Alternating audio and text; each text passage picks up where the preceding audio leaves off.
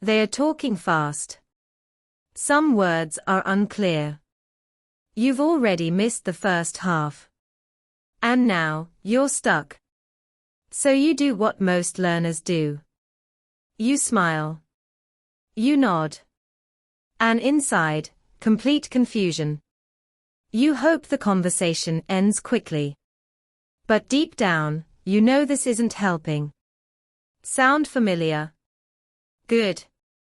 Because today, we're ending that habit for good. Hello everyone, welcome back to Plain Simple English. I'm really glad you're here. Because today's lesson is incredibly practical, and honestly, a little underrated. We're not learning grammar. We're not learning new vocabulary. We're learning something you can use today, in your very next conversation. How to handle the moment you don't understand. Because here's the truth. Even fluent speakers ask for clarification. Even native speakers say, "Sorry, what?" It's not a sign of weakness. It's a sign that you're listening. You're engaged.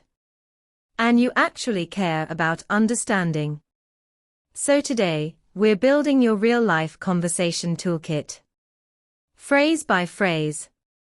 Simple. Natural. Powerful. And by the end of this video, you'll never have to fake understanding again. If this lesson helps you, don't forget to subscribe and give it a like. It takes just a second, and it helps so many other learners find this for free. Now, let's begin. 1. Asking someone to repeat. Let's start with the most common situation. You simply didn't catch what they said. Maybe it was noisy. Maybe they spoke too fast. Maybe your mind just paused for a second. That's okay. Here are your go-to phrases. First. Could you say that again, please? Repeat after me. Could you say that again, please? This is polite, natural, and works everywhere. For example, I didn't quite catch it. Could you say that again, please? Or, I think I missed part of it. Could you say that again, please? Next. Sorry, could you repeat that? Repeat. Sorry, could you repeat that? This is slightly more casual. Perfect for daily conversations. Another great option. I'm sorry, I didn't catch that. Repeat. I'm sorry, I didn't catch that. Soft, polite, and very natural. Here's an important tip. Always add a please, or a soft reason. It keeps your tone warm. Compare this. Repeat that. Sounds rude. Now listen. Sorry, could you repeat that, please? Sounds polite and respectful. Same meaning. Completely different feeling. Let's say them together. Could you say that again, please? I didn't catch that. 2. Asking someone to slow down. Now, sometimes the problem is not the words. It's the speed. English speakers, especially native speakers, talk fast. Very fast. And when they're comfortable, they talk even faster. But here's the truth. It's completely okay to ask them to slow down. Try this. Could you speak a little more slowly, please? Repeat after me. Could you speak a little more slowly, please? This is clear, polite, and totally acceptable. You can also say, I'm still learning English. Could you speak a little more slowly? Repeat. I'm still learning English. Could you speak a little more slowly? This adds honesty, and people appreciate that. Another option. I'm sorry, you're speaking a bit fast for me. Repeat. I'm sorry, you're speaking a bit fast for me. Friendly and natural. Or a shorter version. Could you say that a little slower? Repeat. Could you say that a little slower? Perfect for casual situations. Here's something important. Most native speakers don't realize they're speaking fast. They're not trying to confuse you. When you politely tell them, they will almost always slow down and help you. You're not being difficult. You're keeping the conversation alive. Let's say it together. Could you speak a little more slowly, please? 3. Checking the meaning. Now let's look at another situation. You heard every word. But you still don't understand.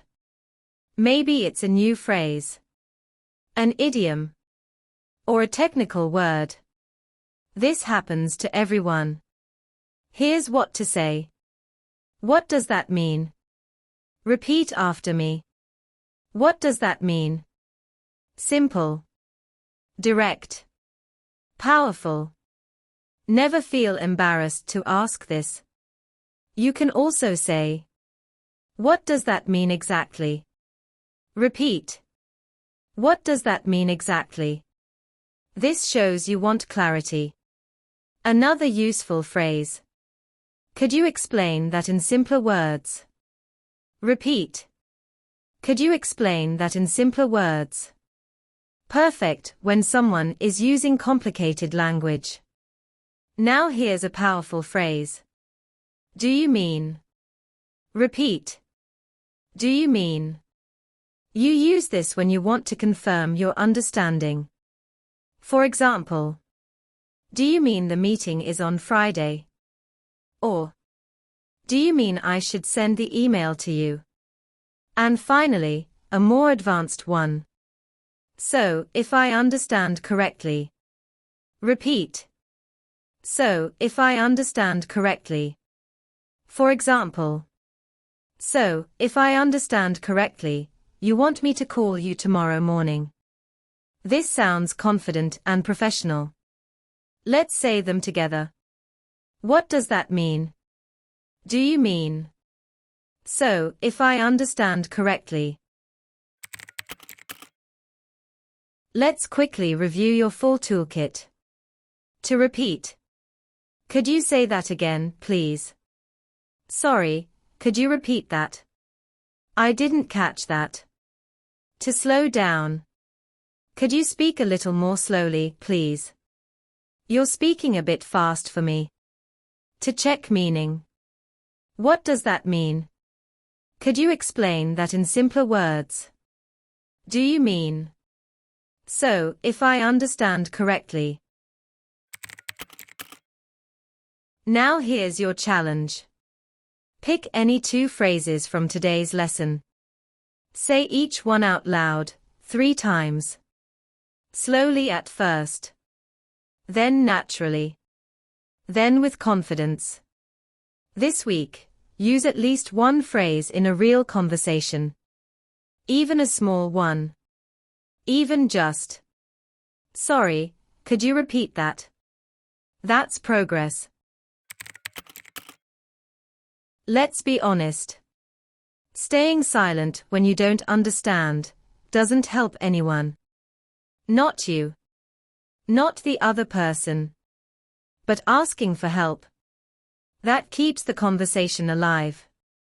It shows respect. It shows confidence. And it gets you the answer you actually need. That's not weakness.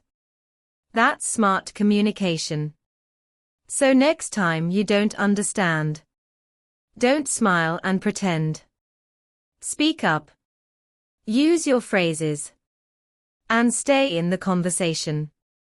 If this lesson helped you, give it a like and subscribe for a new practical English lesson every week. And share it with a friend who smiles and nods, but is secretly confused. You've got this. I'll see you in the next lesson.